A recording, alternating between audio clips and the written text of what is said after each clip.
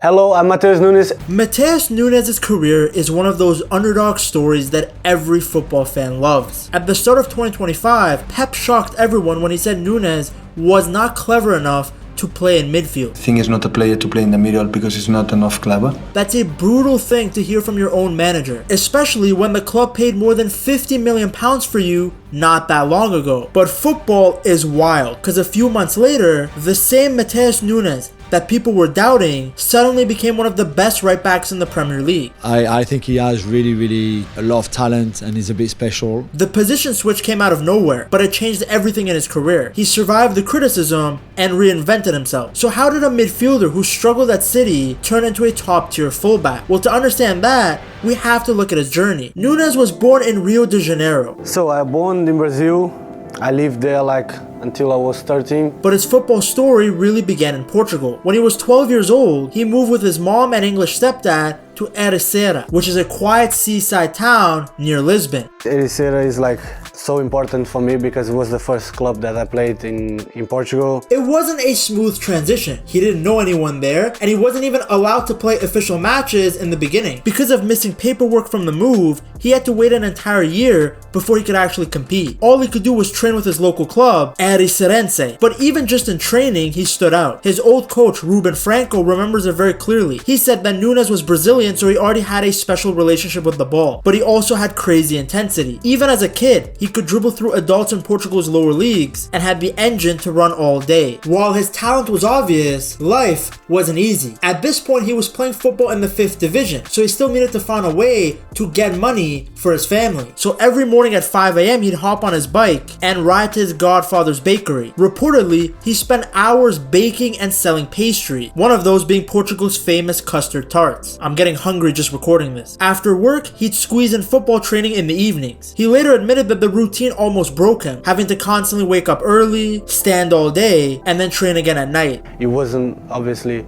the thing I wanted to do. I knew from the beginning, I knew it was just something temporary. But it also helps you to grow. But these days built his work ethic, and it made him appreciate every chance he got later on. And he kept pushing. Coaches at Ericeira actually made him a highlight video that they used to send out to other clubs to see if there was any interest in Nunes. He even had trials, one at Leicester City's academy and others at Benfica and Braga, but nothing ever came from them. Still though, Nunes didn't quit. His breakthrough finally came at Estoril Praia, a 2nd division club not that far from Lisbon. In 2018, when he was 19 years old, they offered him his first real professional shot. At first, he mostly played with the under-23s and the reserves, but it was obvious that he had potential. Everything actually changed for him during a League Cup match against Sporting. Nunes played so well that the Sporting scouts immediately took notice. A few months later, in January of 2019, Sporting signed him for just 500,000 euros, a tiny fee considering what he would become. The boy who used to wake up at dawn to sell pastries was now playing for one of the most historic clubs in Portugal. His real journey was just about to begin. Joining Sporting, one of Portugal's biggest and most historic clubs,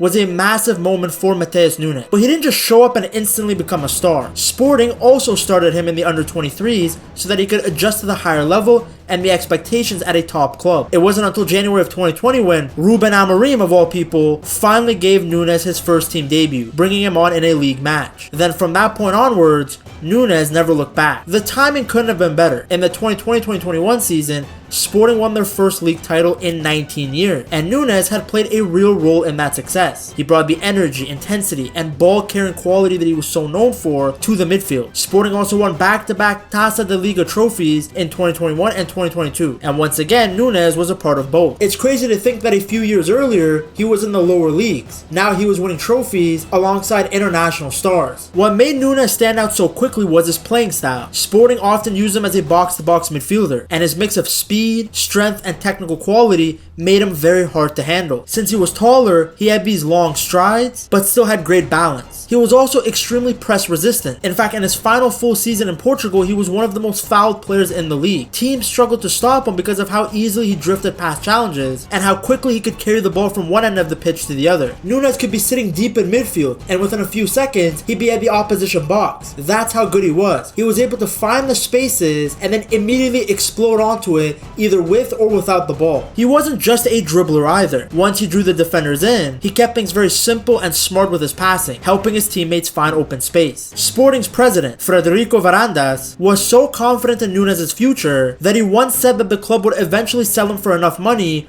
to basically pay back the 15 million euros Sporting had spent hiring Amorim. And he was right, because by 2022, teams all over Europe wanted him. One of his biggest endorsements actually came from Pep himself. After City beat Sporting 5-0 in the Champions League in February of 2022, Pep singled out Nunes, saying he was one of the best players in the world today. Matheus Nunes is one of the best players, I would say, actually, in the world football. Classic Pep, glazing a player after he just bent over his team and spanked them. I don't know if this is a gimmick from Pep, probably not, the guy loves football too much, but either way, when Pep praises a player, the whole footballing world takes notice. Nunes said that it felt amazing to hear that, but he tried not to let it distract him. He kept performing and creating some big memories at Sporting, like scoring late in the Lisbon derby against Benfica, and scoring his first goal for Portugal in a World Cup qualifying playoff against Turkey in 2022. By the summer of that year, it was pretty obvious that he was ready for a bigger challenge. Sporting agreed to sell him for a huge profit, just as their president predicted. The club that landed him? Wolverhampton Wanderers. Wow, shocker, right? Wolves signing a Portuguese player. They broke their transfer record to bring him to the Premier League, and the next chapter of Nunes' journey was about to begin. When Nunes signed for Wolves in August of 2022, the pressure was huge. The club had spent around 38 to 42 million pounds, and fans expected a lot. Like I said earlier, he was the biggest transfer in Wolves' history at the time. On paper, it looked like the perfect move. The squad already had a strong Portuguese core, including Ruben Neves and João Moutinho, and Nunes even spoke to them before joining. He felt comfortable right away and actually liked the pace of the Premier League, but that first season was not that smooth. Wolves were all over the place that year. They went through managers the way Kim K goes through athletes, they struggled to score, and spent most of the season trying not to get relegated. Even in that chaos, Nunes still had moments where you could see his quality. His ball carrying ability especially translated perfectly to England. He kept gliding past opponents, breaking lines from deep, and carrying the ball huge distances. Against Manchester United, he tore through their midfield multiple times, and that caught everyone's attention. Statistically, he was one of Wolves' best progressors of the ball. In fact, he averaged 13.3 meters per carry. But there was a downside. His end product just wasn't there yet. In 34 Premier League games for Wolves, he scored only 1 goal and provided 1 assist. I mean, those are Madueke-like numbers. Part of that was Wolves' poor attack. But another part of it was Nunes needing to improve his decision-making near goal. The good news was that when he did score, it was unreal, like what he did against Chelsea in April of 2023. He smashed a ridiculous volley into the top corner, and that goal won them the game 1-0 and earned him player of the match. By the summer of 2023, Wolves' financial situation, combined with the fact that Nunes had bigger ambitions, made a transfer inevitable. Liverpool were linked, but it was Man City who stepped forward. City at that point had just lost Kevin De Bruyne to a long-term injury, and after the deal for Paquetá collapsed, Pep decided Nunes was the guy he wanted. Kevin De Bruyne, of course, out for a significant portion of the time, meaning that it looks now Matheus Nunes, the Portuguese star from Wolverhampton Wanderers, looking like it's going to happen. Once Nunes heard that City wanted him, he pushed for the transfer hard. He actually pulled an Isak and refused to train with Wolves when the talks progressed, basically going on strike. And I'm sure if you're Matheus Nunes, you really want to work with Pep Guardiola and go to City. It's better for your career, you're going to earn more money, it's a bigger club, you're going to play the Champions League. With Wolves, you're going to fight against relegation. Yeah. You've just changed managers 2 days ago and you might change again in 2 days. I get it. They pay you, they brought you into the Premier League. Yeah. They've been good to you, I suspect. Like, I'm just not too okay with players doing that. They did not treat me like a free man, but treated me like some sort of professional footballer. Wolves rejected City's first offer of £47 million and even suspended Nunes for skipping training, but he didn't back down. He wanted the move to the champion. Eventually, on deadline day, a deal was agreed for around £53 million.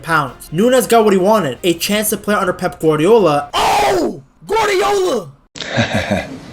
You are so funny. At the highest level. While his time at Wolves was short and not the smoothest, he learned a lot of valuable lessons. He got adjusted to the pace and physicality of the Premier League. He realized how tough it is to play in England, and all those lessons were valuable because they prepared him for what was coming at Manchester. When Matheus Nunes joined Manchester City in September of 2023, he stepped into a completely different football world. City had just won the treble, the squad was stacked with world-class players, and the standards were sky high. Pep saw Nunes as a flexible midfield option, someone who could help replace Gundogan and cover for KDB's injury. Nunes was excited too. He called Pep probably the best coach in the world and wanted to learn everything he could from him. But reality hit him quickly. City didn't play anything like Wolves. Instead of lots of space and quick transitions, Pep's system required patience, tiny passing combinations, and constant awareness. When you play on City, every single game you're playing against a low block. That wasn't easy for Nunes. He had the physical tools, but the tactical details were gonna take some time to learn. Pep tried him in different roles, sometimes as a number 8, sometimes deeper, even occasionally out wide. He was even used on the left wing early in the 2024-2025 season, which shows just how unsure Pep was about where to fit the Portuguese man. Through late 2023 and early 2024, Nunes just looked off the pace. He couldn't fully settle into midfield, and he wasn't starting regularly. By the middle of the 2024-2025 season, people were genuinely wondering if City had made a mistake. How could a player who was praised as one of the best in the world by Pep a few years earlier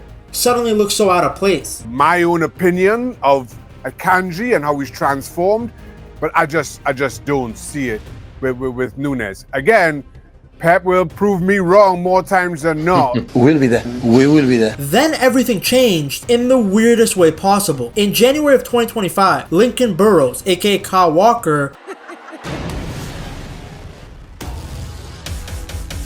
went on loan to AC Milan. Suddenly, City didn't have a clear right back, so Pep, being Pep, came up with the wildest idea. Why doesn't he try Matheus Nunes there? At first, it sounded crazy. Nunes had never played right back in his life. Even Pep had joked that if someone had suggested this earlier, he would have laughed. But Pep saw something that others didn't see. He saw Nunes' athleticism, his agility, his drive to get forward. In City's system, fullbacks often drift into the midfield anyway, so using a midfielder there wasn't as impossible as it might have sounded. The first few games at right back were shaky. Nunes was learning on the job. It was a brand new position, new defensive responsibilities. He made mistakes, and many people pointed out that he just didn't look like a natural defender. But every match he improved. His speed helped him recover on the flanks, and his strength meant that he didn't get bullied in duel. By April of 2025, the numbers showed just how much he had adapted. He averaged 2.24 tackles per 90 minutes and nearly 1 interception, which sadly was some of the best defensive numbers in City's squad that season. They were really in the trenches in the 2025 year. Pep even praised him for defending crosses to the back post, something that makeshift fullbacks often struggle with. And once he started feeling confident defensively, his attacking qualities really came out. As an inverted fullback, Nunes looked like a midfielder again, drifting inside, combining in tight spaces, and helping City build attacks. But he could also overlap, sprinting down the right and whipping in crosses and cutbacks. Opponents struggled to read him because he could hurt them in both ways. We saw this in the Liverpool fixture when he set up Haaland. By the end of the 2024-2025 season, he had a surprising number of assists from right back, and the way that he pressed was essential to City winning the ball back quickly on that right hand side. Suddenly, City looked more balanced again. The width he provided, his pace and drive,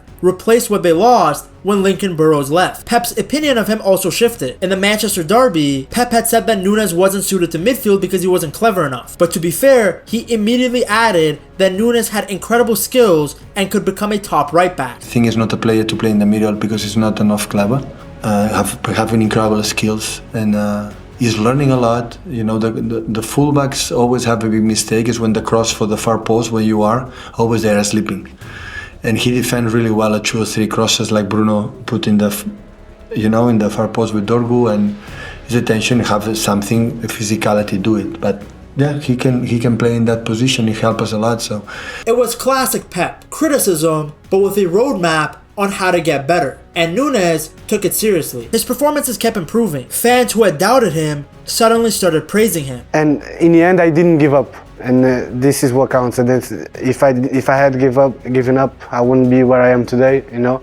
So I mean, this is a message I always try to pass through to the young people that want to become a football player. By the end of that season, he was a regular starter. He finished the 2024-2025 season with 39 appearances, 4 goals, and 10 assists, most of them coming after moving to right back. It was an incredible turnaround for someone who had just looked so lost months earlier. City fans' view of him changed fast too. He went from, does this guy even have a future at this club, to, hey, this guy's actually pretty important for us, very quickly. In the summer of 2025, people were saying that City don't even need to sign a new right back because Nunes, Husanov, and Rico Lewis were more than capable of handling the position together. Pep's gamble had paid off. Nunes became a true utility weapon. He's able to play right back in the midfield, even on the wing if needed. His overlapping runs and great creativity from fullback gave City something different from their usual technical problem. After a long, confusing chapter in midfield, Matheus Nunes had finally found his place, and it was in a position no one expected. Matheus Nunes' career has been anything but normal. His journey has been about resilience and reinvention. He went from waking up at dawn to bake pastries in a small Portuguese town to delivering perfect crosses under the lights at the Etihad. He's been a league champion at Sporting, a record signing at Wolves, and for a period of time, someone that City fans weren't sure about. He felt the highs and the lows, sometimes in the same season. But every time, Nunes found a way to adapt, grow, and prove people wrong. You guys can support him too. Just get yourself a Manchester City jersey and use code PETTALKS at checkout. That mentality comes from everything he lived through. Coaches and fans feel that when they watch him. You can see the effort, the hunger, and the fight in his game. Even Pep went on his own journey with Nunes. He once praised him as one of the best players in the world, then publicly said he wasn't clever enough, and then months later, trusted him with a brand new role that changed his career. Nunes' redemption arc shows you that development in football isn't always linear. Tactically, he's become far more complete. He's still capable of playing in midfield, but now he's also a fullback who brings intensity and a lot of quality to that right back slot. Statistically, he's proven that he can help City both defensively and going forward, something people doubted when he first arrived. And mentally, he's shown a lot of humility and maturity. Not many players would accept a position change mid-season at one of the world's most demanding clubs and then thrive in it. The player who was once called not clever enough to play in midfield is now one of the best right backs in the Premier League. That's a turnaround that you rarely see at the highest level. Now 27 and entering his prime, Nunes suddenly looks like a long-term piece of Manchester City's future. He's earned Pep's trust, he's earned his teammates' respect, and he's become someone that City can rely on, no matter where he plays. To see another City player who has rewritten his career, you have to watch this documentary on Jeremy Doku.